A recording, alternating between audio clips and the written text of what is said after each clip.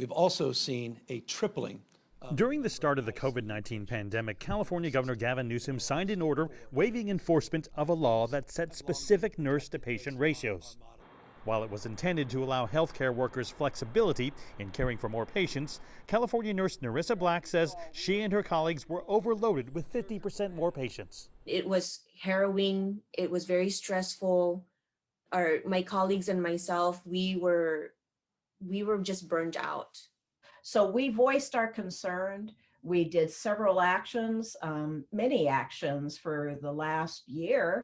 Having a nurse-to-patient ratio saves lives. Because of our voice and how vocal we were, all those waivers went away.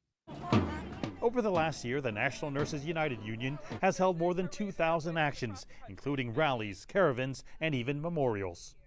Nearly 3,000 U.S. healthcare workers have died from COVID-19, including 340 nurses.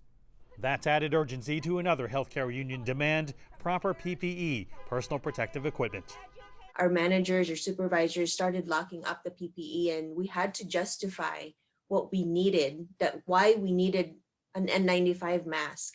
And our union helped us fight so that those PPE that we need to take care of ourselves and our patients are going to be free for us to use. According to the U.S. Bureau of Labor, around 13% of U.S. workers belong to a collective bargaining unit.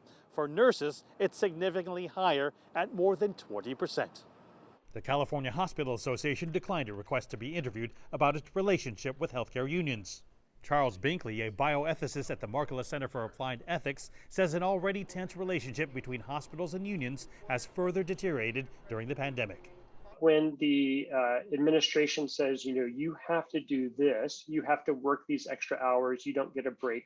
And then the healthcare professional is ethically bound not to abandon the patient. And so you're sort of stuck in this uncomfortable place, what we call moral distress. Binkley wrote a paper for the Journal of the American College of Surgeons on the ethical distribution of PPE during the pandemic. One very ethically reasonable way of allocating things like PPE would be to do the most good for the greatest number. And so that would be to protect the greatest number who are at the highest risk. One of the other concerns is when you sort of go back in time is, why didn't hospitals have an adequate store of these things? And a lot of times it really is this idea of the supply chain and making sure that the profit margin stays as high as possible. Binkley says much work needs to be done by the hospitals to improve morale among healthcare workers. Union nurses say their fight must continue because by better protecting themselves, they're also better protecting their patients and the community. Mark News, CGTN, San Francisco.